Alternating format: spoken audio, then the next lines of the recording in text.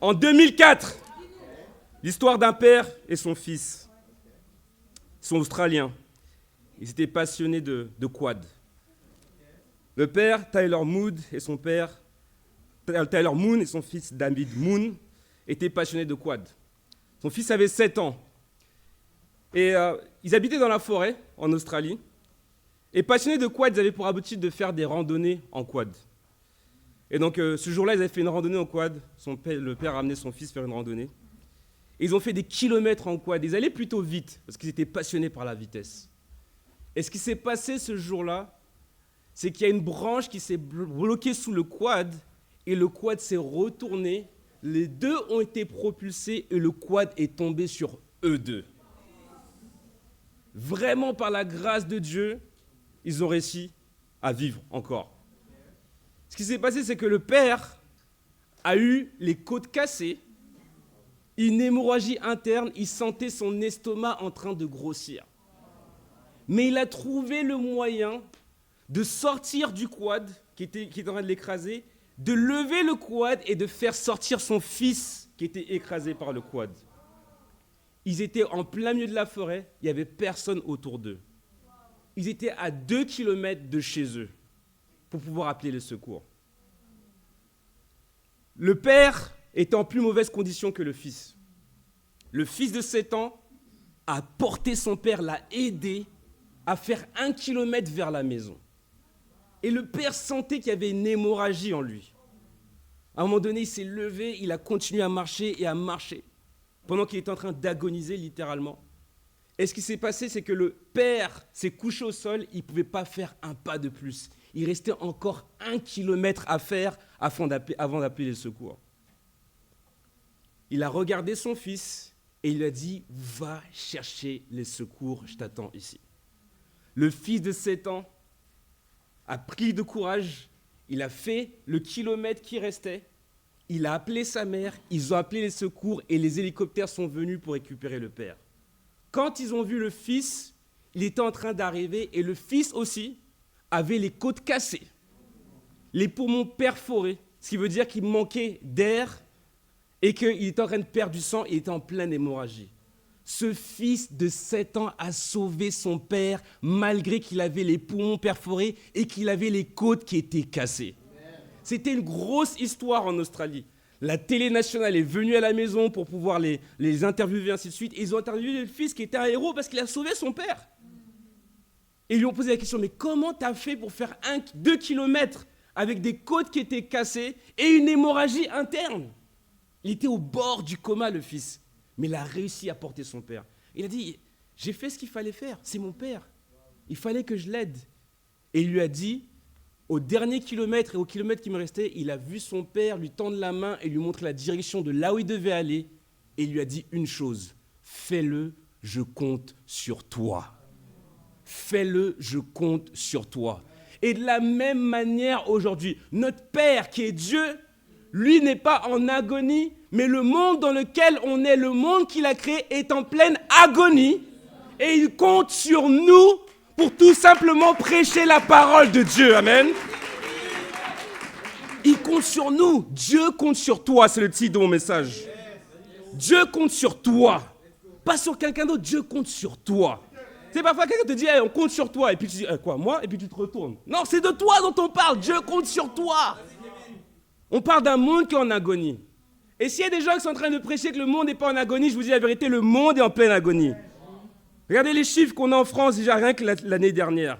9200 personnes qui sont mortes parce qu'ils ont décidé de mettre fin à leur vie en se suicidant. Il y a tellement de décès en France qu'ils ont créé un observatoire national du suicide. Ils ont eu une réunion le 6 février dernier pour pouvoir parler de comment on peut limiter le nombre de suicides en France. Pourquoi je vous parle de ça? Parce que Dieu compte sur nous pour régler ce problème. 50%, c'est le taux de divorce en France. Pourquoi vous parle de ça? Parce que Dieu compte sur nous pour régler ce problème. 40% des adolescents, ça représente 11 millions d'adolescents, les moins de 15 ans, qui sont addicts aux drogues dures avant 15 ans et à la pornographie. Dieu compte sur nous, les adolescents aussi, pour pouvoir régler ce problème. Dieu compte sur Johan. Dieu compte sur Nathaniel pour régler ce problème. Dieu compte sur toi, c'est le titre de mon message. Premier point, Dieu compte sur toi, alors réponds à son appel.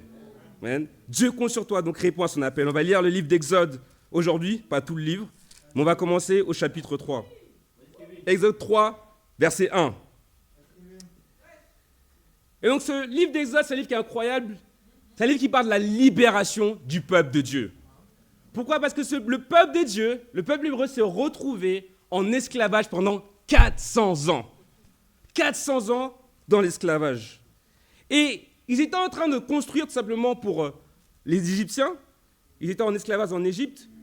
Et ce qui s'est passé, c'est qu'à un moment donné, le pharaon a vu que le peuple de Dieu était en train de grandir en nombre. Donc il a pris la décision de tuer tous les nouveau-nés garçons pour pas que le peuple de Dieu les surpasse et ensuite les attaque. Et vous voyez, c'est la même chose qu'on voit à la naissance de Jésus.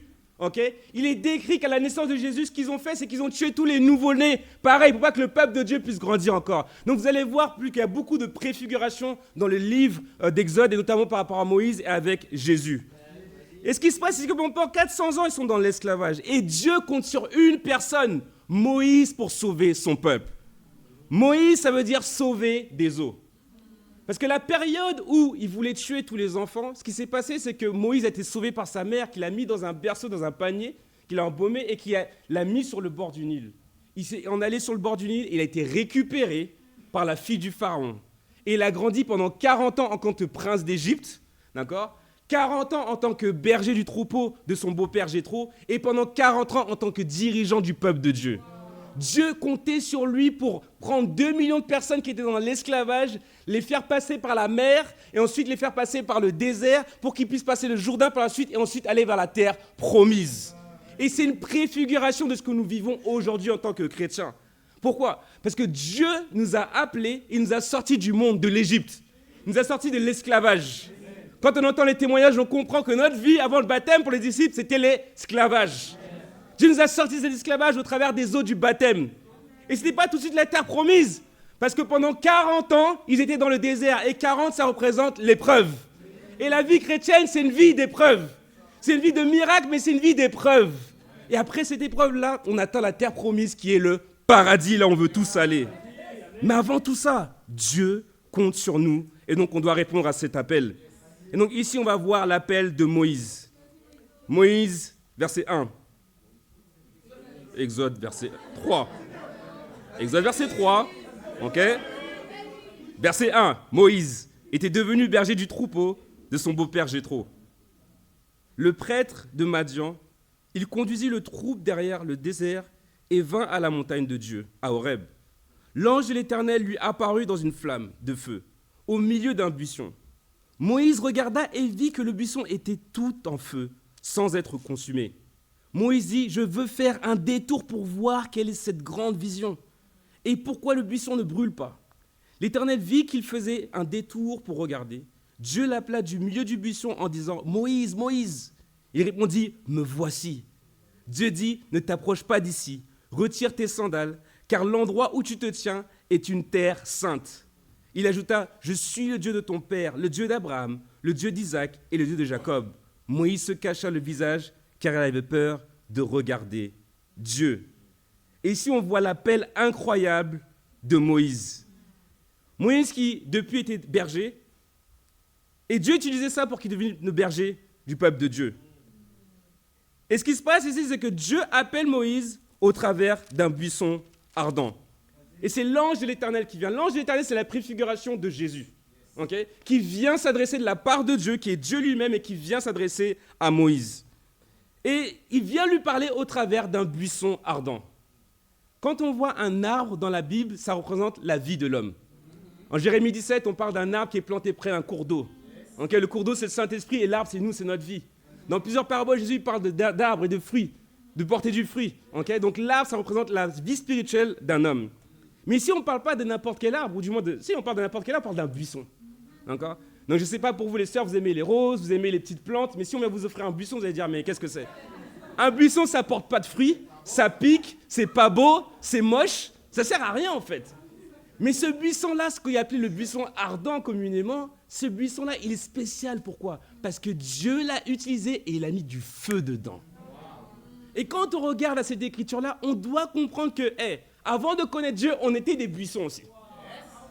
Pas de signification, sec, et on ne portait pas de fruits.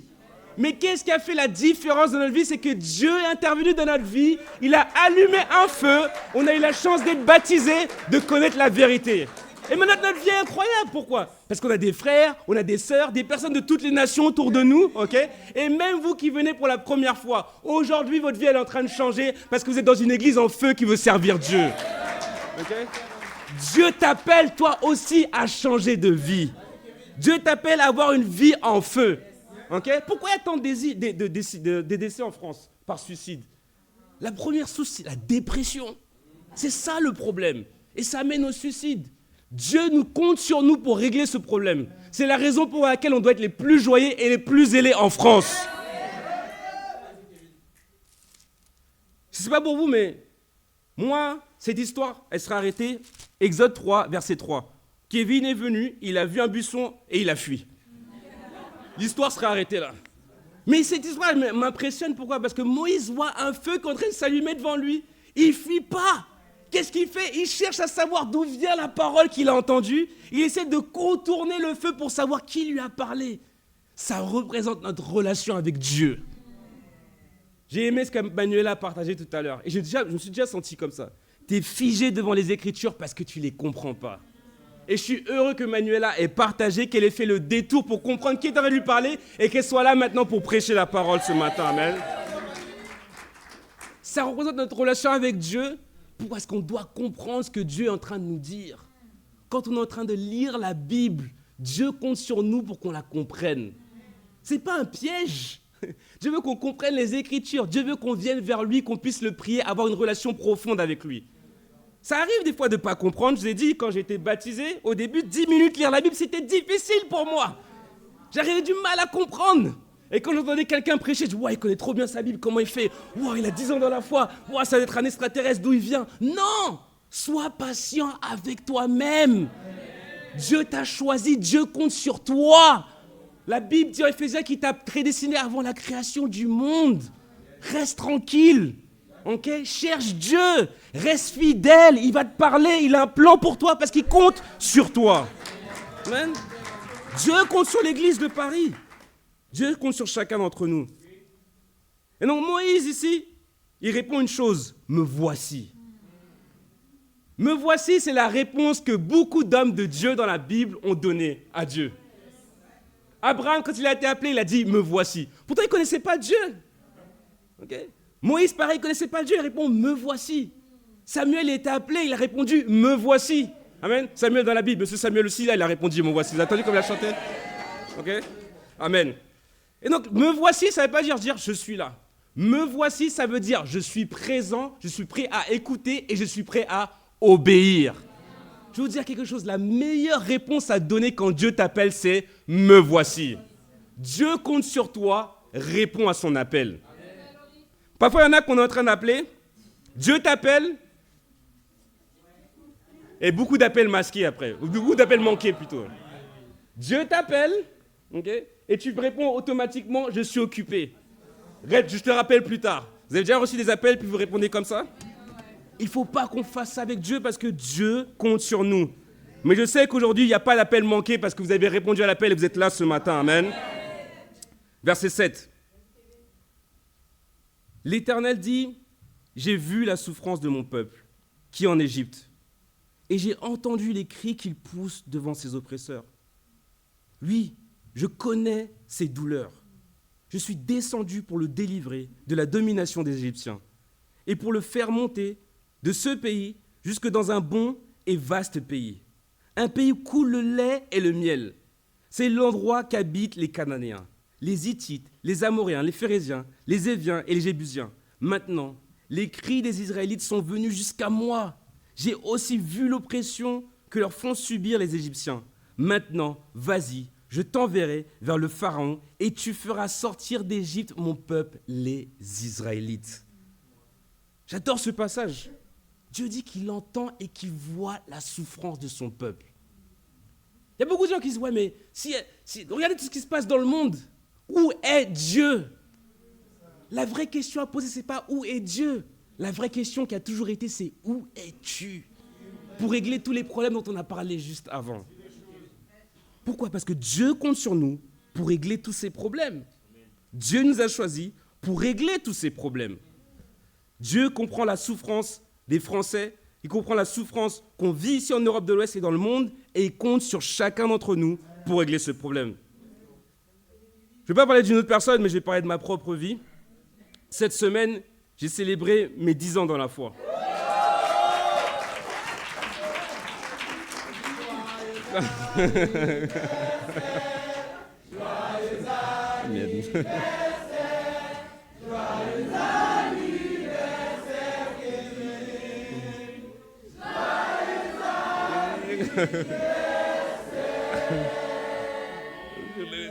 Oh, ok, amen.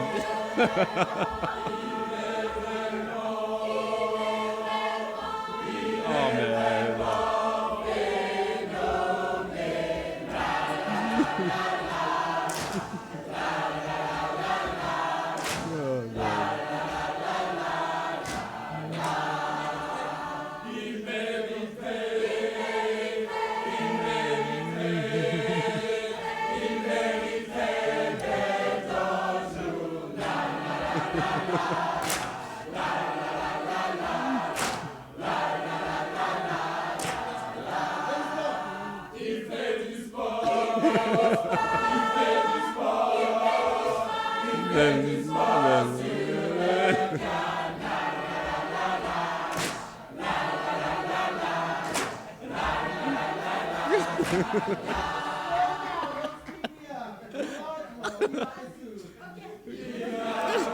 Oh, man. Oh,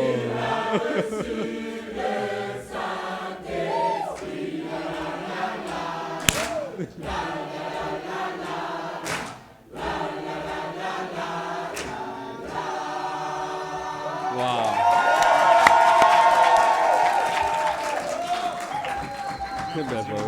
Merci beaucoup.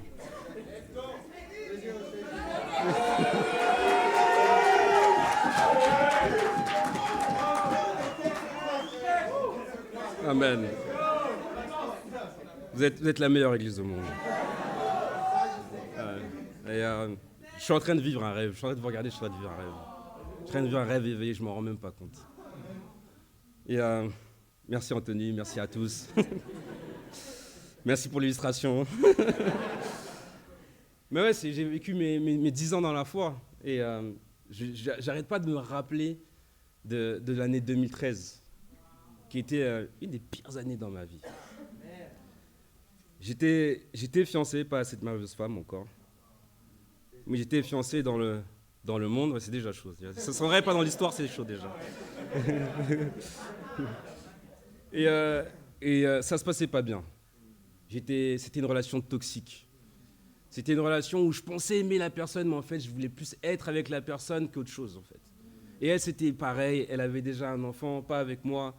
Et c'était pas ça le problème. Le problème, c'est qu'on vivait dans la rugosité, dans le mensonge, et que j'étais hypocrite. Et je me rappelle, l'année 2013, tous les dimanches, j'étais en train de prêcher comme aujourd'hui, dans une assemblée qui n'est pas une église. Et juste après avoir prêché aux autres, je pouvais me retrouver à avoir des relations sexuelles hors mariage. Ça, c'est qui j'étais dans le monde. Ça, c'est qui je suis sans Dieu. Et je me rappelle que cette année 2013-là, mon ex-fiancée est tombée enceinte. Je l'ai mise enceinte. Et lâchement, ce que je m'étais promis de jamais faire, je l'ai poussée à avorter. Ça, c'est qui j'étais sans Dieu. Et j'arrivais pas à me regarder dans la glace. J'arrivais pas à me reconnaître. Et je me rappelle qu'un jour, mon père m'a regardé dans les yeux et il m'a dit « Mais t'as tout. T'as une voiture gratuite. T'as des économies. T'as un bon travail. Tu travailles à la Défense. Tu construis des tours. Mais je te regarde, t'as zéro joie. » Et mon père n'est pas quelqu'un d'expressif. Alors pour lui qui me dise ça, c'était vraiment chaud. Et c'est à partir de ce moment-là où je me suis dit, ok, peut-être qu'il faut que je retourne à lire la Bible et ainsi de suite. Et je me rappelle avoir lu spécifiquement Acte 2, Après, pendant que les 3000 ont été baptisés, et j'ai vu l'amour qu'il y avait, des gens qui vendaient leur maison, qui sacrifiaient tout, et qui voulaient être les uns avec les autres, et avoir juste une famille comme celle que j'ai aujourd'hui. Et je regardais cette écriture, j'ai dit, Dieu, tu sais quoi, j'ai jamais vu ça. Donc soit ça existe et tu dois me le montrer, soit ça, c'est tout ça un mensonge. C'est utopique, comme ils disent les Français. 2 semaines après, j'étais à la gare du Nord avec mon groupe de jeunes que j'essayais de maintenir alors que j'avais rien à leur enseigner parce que je n'étais pas enseigné moi-même, mais il fallait que je prêche. Et je vois de loin 2 hommes qui arrivent, un qui était un peu plus motivé que l'autre. Non. Et il me pose la question avec un gros accent américain, est-ce que tu veux étudier la Bible? Et religieusement, j'ai dit oui, bien sûr. Sauf que 3 mois après, j'avais toujours pas commencé à étudier la Bible. Pourquoi? Parce que je recevais des appels toutes les semaines, presque tous les 2 jours. Okay, et je ne sais pas pourquoi je me rappelais que j'avais la carte de cette personne-là sur le coin de ma table. Il y avait marqué Anthony Olmos et j'avais rajouté pasteur. Et je l'ai laissé au coin de ma table et j'étais en train d'essayer de comprendre la Bible par moi-même. Et je voyais la carte, il faudrait que je l'appelle un de ces 4. Et des fois, pendant que j'étais en train d'étudier, il était en train de m'appeler. Appel manqué, appel rejeté. Pendant 3 mois. Un jour, il m'a appelé, j'étais tellement fatigué, j'étais en voiture, j'ai dit, ok, c'est quoi, je vais répondre. Je sais, il ne faut pas répondre au volant, mais je l'ai fait. J'ai répondu, et il ne m'a même pas dit bonjour. Il m'a dit, quand est-ce qu'on étudie la Bible? J'ai dit, ok, demain. Et j'ai raccroché, j'ai dit, peut-être demain je serai là, peut-être demain je serai pas là. J'étais lâche. Amen. Amen. Heureusement, j'ai été baptisé maintenant, c'est bon. Ok. Ce qui est ça, c'est qu'il est venu me chercher à la défense. Et cette époque-là, j'étais esclave de mon travail. Je venais juste de commencer mon travail. J'avais tellement peur de perdre mon travail que j'allais au travail, je commençais à 7h, je sortais du travail à 21h. Okay. Et qu'est-ce que j'allais faire? Je rentrais à la maison et j'étais en train de penser à mes problèmes et j'allais me coucher tous les soirs de 2013 et j'étais en train de pleurer tous les soirs en m'endormant. Ce soir-là, j'allais faire la même chose. Il m'a appelé à 19h parce qu'on avait rentré à 19h et j'étais encore au travail, je n'ai pas répondu. 19h30, il m'appelle, je ne réponds pas. 20h, il m'appelle, je ne réponds pas. 21h, je quitte le travail, je m'en vais vers la voiture pour rentrer à la maison et je me dis, il ne faut pas qu'il me voie. Lâche. Et je vais vers la voiture et tu sais, déjà, les gens ils disent, ouais, j'ai entendu Dieu. J'ai entendu clairement Dieu parler à mon cœur et qui disait, retourne et va au 4 temps, va devant le McDo et va voir s'il est encore là. Et même dans mon cœur, je me disais, peut-être il n'est pas là, ça sert à rien, ça fait 3 heures. J'arrive devant le McDonald's et il était encore là. Et il m'attendait. On a fait notre première étude biblique. Frère, je te dois mon salut et je te remercie pour tout ce que tu fais, frère. Après ça, ma vie a totalement changé. Et j'ai répondu à l'appel de Dieu. Et maintenant, au bout de 10 ans, Dieu m'appelle à servir dans cette église. Et c'est ce que je veux faire jusqu'à la fin de ma vie. Amen. Mes frères et sœurs, il est temps de répondre à l'appel de Dieu.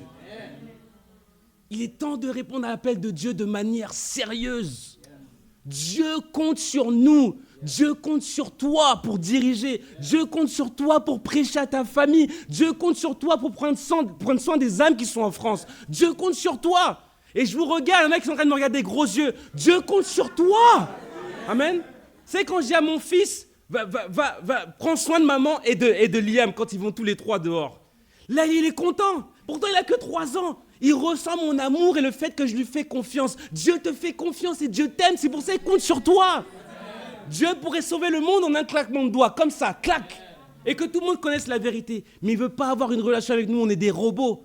Parce qu'il nous aime, il veut avoir une relation profonde avec nous. Et c'est pour ça qu'il compte sur nous. Donc vous savez ce que vous devez faire chacun d'entre vous. Oui, être proche de Dieu, partager sa foi, savoir comment servir dans l'église. On peut faire encore plus, encore mieux. Dieu nous aime et compte sur nous. Amen. Donc répondons à son appel. Deuxième point. Dieu compte sur toi, n'endurcis pas ton cœur. Verset 11, Exode 3, verset 11. Moïse dit à Dieu, Qui suis-je moi pour aller trouver le Pharaon et pour faire sortir les Israélites d'Égypte? Dieu dit, je serai avec toi. Voici pour toi le signe que c'est moi qui t'envoie. Quand tu auras fait sortir le peuple d'Égypte, vous servirez Dieu sur cette montagne. Moïse dit à Dieu, j'irai donc trouver les Israélites et je leur dirai, le Dieu de vos ancêtres m'envoie vers vous. Mais s'ils me demandent quel est son nom, que leur répondrai-je? Dieu dit à Moïse, je suis celui qui suis. Et il ajouta, voici ce que tu diras aux Israélites. Je suis m'a envoyé vers vous. Dieu compte sur toi, n'endurcis pas ton cœur. C'est vrai que Moïse a répondu, me voici. Mais quand Dieu lui a dit ce qu'il devait faire, prendre 2 millions de personnes, les faire sortir d'Égypte de l'esclavage, et ensuite les ramener dans la terre promise, il s'est dit, waouh, ok, là c'est chaud. Comment je vais faire, par où je vais commencer? Okay? Ça serait comme avoir un paysan français, on lui dit, va dans le ministère, dans là où Hitler habite, okay, en plein milieu du 3e Reich, et il va lui dire, sauve tous les Juifs. Dieu m'a envoyé pour dire, tu vas sauver tous les Juifs, sans armes, sans rien. En fait, avec un bâton, et il va lui dire qu'il doit faire ça. Ok, vous êtes chaud? C'est exactement ce qu'il a dit à Moïse. Donc je comprends Moïse quand il répond ici, qui suis-je moi? Et j'aime la réponse de Dieu. Il ne s'agit pas de qui tu es, mais il s'agit de qui il est. Et Dieu répond ici, je suis ta voix. Je suis, ça veut dire celui qui était, celui qui est, et celui qui sera éternellement. C'est Dieu dont il s'agit ici. C'est la raison pour laquelle dans le livre de Matthieu, quand Jésus est persécuté, il répond « je suis ». Et en fait, il est en train de dire « je suis Dieu ». C'est pour ceux qui étaient en train de douter. D'accord? Et donc, qu'est-ce qui peut faire que notre cœur endurcit? Je ne vais pas vous poser la question, je vais vous dire ce qui fait. Ce qui endurcit notre cœur, c'est le doute. Ce qui endurcit notre cœur, c'est la peur. J'ai utilisé le mot doute. Le mot doute, ça veut dire jugement. Quand on doute de Dieu, on est en train de juger Dieu. Tu m'as choisi moi, mais qui suis-je moi? En fait, tu juges le plan de Dieu. C'est ce qui se passe. Et on a tous fait ça, amen. Et donc, ce qui va endurcir notre cœur, c'est le doute, c'est la peur, la comparaison. Oh, pourquoi cette personne l'a élevé? Pourquoi c'est toujours les mêmes personnes qui prêchent? Pourquoi lui, les dirigeants discutent, pas moi? La comparaison, ça endurcit le cœur. Comprends que Dieu a un plan pour toi et qu'il t'a choisi de manière particulière. Donc, tu n'as pas à te comparer à d'autres, mais sois inspiré pour grandir dans ta foi également. Dieu compte sur toi, n'endurcis pas ton cœur. J'ai raconté ma conversion et le jour de mon baptême, j'ai calculé la dépense pendant 7 heures. À un moment donné, religieux que j'étais, je me suis dit, ok, Dieu, il me faut un signe. Il me faut un signe. Après toutes les études bibliques, elles étaient finies. Il dit, Dieu, il me faut un signe. Et je me rappelle la fameuse maison des frères. Anthony a dit qu'on allait retourner dans cette maison des frères qui était pleine de moisissures, juste pour s'inspirer, pour vous montrer c'était quoi la première maison des frères. Il y avait de la moisissure et il y avait tellement de moisissures qu'à un moment donné, j'ai laissé ma paire de chaussures et elle a pris la moisissure à un moment donné, tellement il y en avait. Mais vous savez quoi? C'était le royaume de Dieu quand même, parce qu'elle avait la vérité qui était prêchée. Et donc j'étais dans cette maison des frères, elle était dans le salon et la chambre elle était là, voilà, comme ça. Et j'ai fermé la porte, je ne sais même pas s'il y avait une porte d'ailleurs, je ne sais plus. Et je restais dans la chambre et je me suis mis à genoux, j'ai dit, Dieu, montre-moi un signe. Montre-moi un signe. Et je suis tombé sur le passage de Matthieu, il dit, cette génération perverse me montre un signe. Et le seul signe qui leur sera montré, c'est le signe de Jonas. Qu'est-ce que ça veut dire? Le signe qu'on a, c'est la résurrection, la mort et la résurrection de Jésus. C'est le signe que nous avons. On cherche trop de signes et ça endurcit notre cœur. Pourquoi est-ce qu'on attend? Ça fait la première, deuxième, troisième, quatrième fois que tu viens à l'église. Ok? Dieu compte sur toi. N'endurcis pas ton cœur. Change maintenant. Tu viens pour la première fois. Change maintenant. Dieu compte sur toi. Papa Ludovic, Dieu compte sur toi. Ça fait plaisir de te revoir. Dieu compte sur chacun d'entre nous. Il faut qu'on arrête de demander des signes. Exode 4, verset 1. Moïse répondit, « Ils ne me croiront pas et ils ne m'écouteront pas. Au contraire, ils diront, l'Éternel ne t'est pas apparu. » Donc là, il essaie de convaincre Dieu. Verset 2. L'Éternel lui dit, « Qu'y a-t-il dans ta main ?»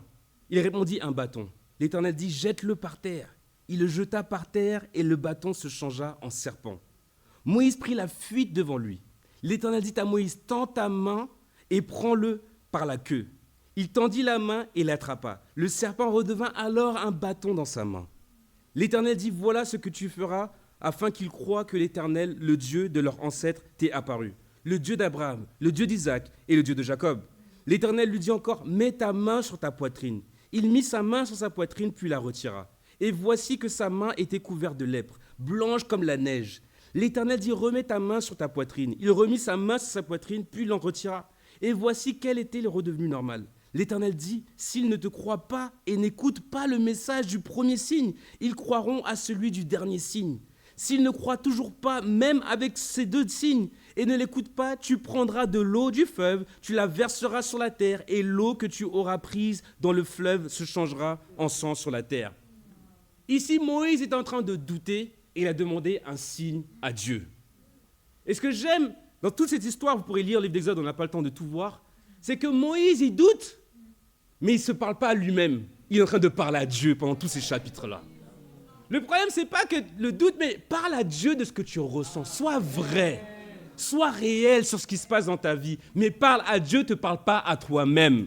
Se parler à soi-même, ce n'est pas une prière.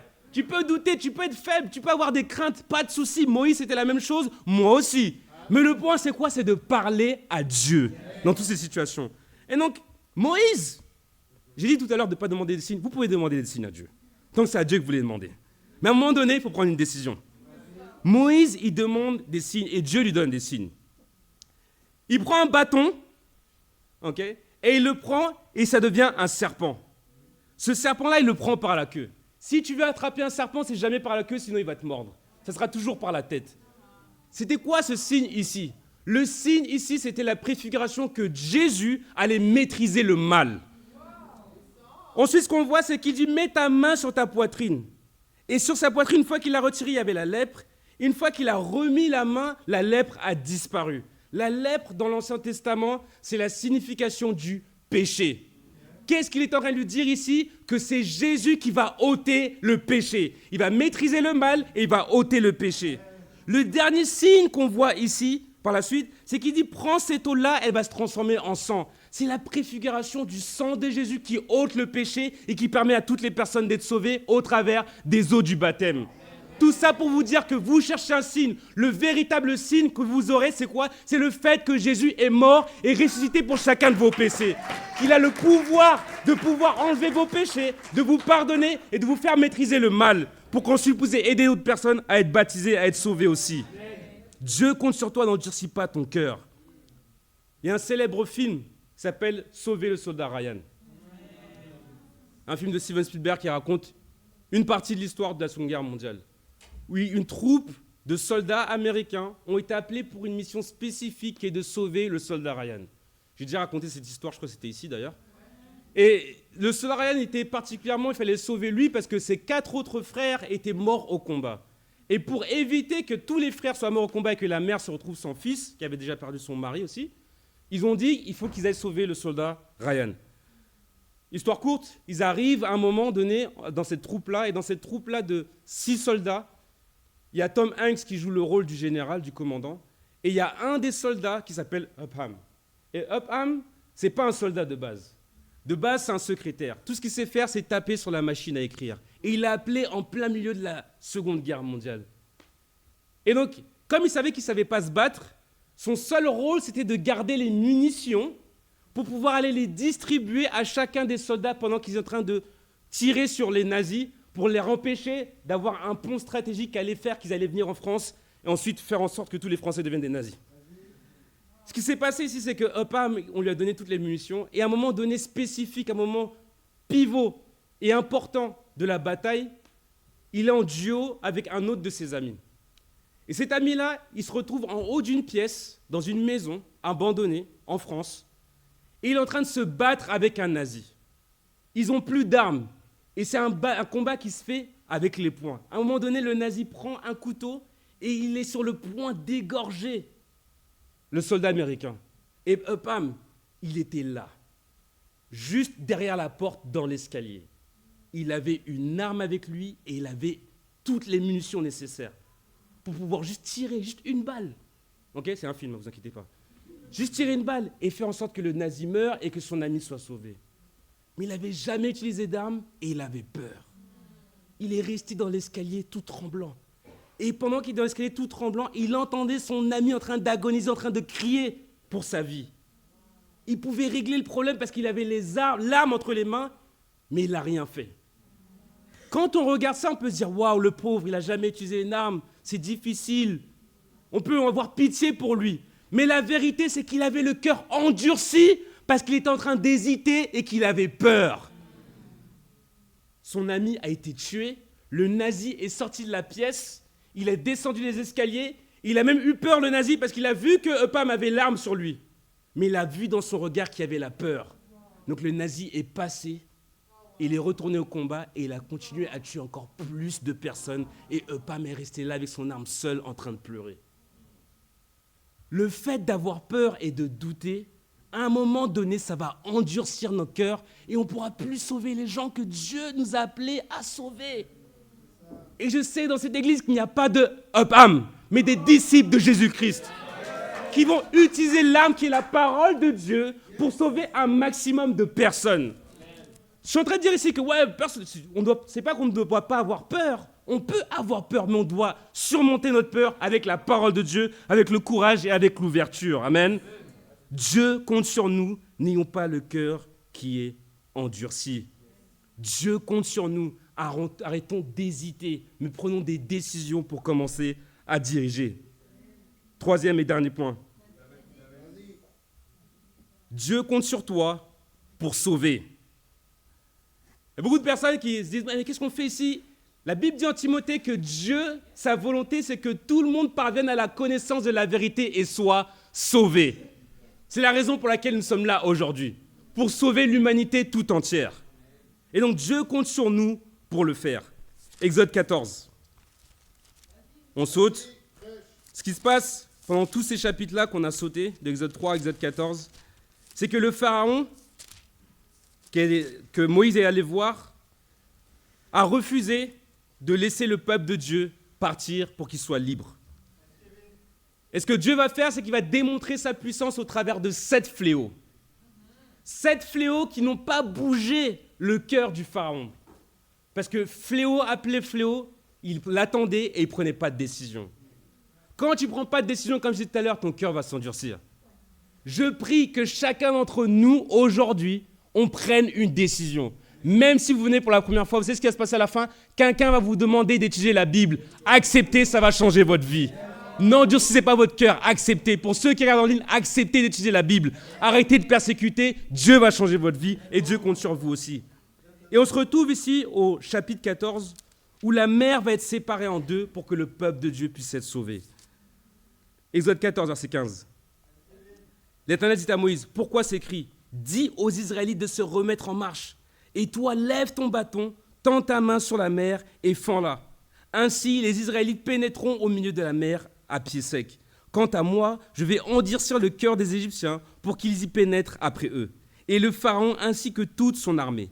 Ses chars et ses cavaliers feront éclater ma gloire. Les Égyptiens sauront que je suis l'Éternel quand le Pharaon, ses chars et ses cavaliers auront fait éclater ma gloire. On saute au verset 21. Moïse tendit sa main sur la mer et l'Éternel refoula la mer au moyen d'un vent d'est qui souffla avec violence toute la nuit. Il assécha la mer et l'eau se partagea. Les Israélites pénétrèrent au milieu de la mer à pied sec et l'eau formait comme une muraille à leur droite et à leur gauche. Les Égyptiens les poursuivirent, tous les chevaux du Pharaon avec ses chars et ses cavaliers pénétrèrent après eux au milieu de la mer.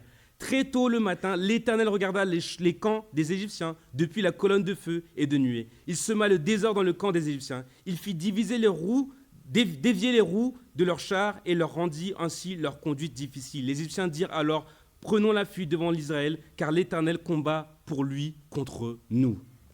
Et si on voit cette histoire incroyable de la mer qui se sépare en deux, qui représente tout simplement le baptême.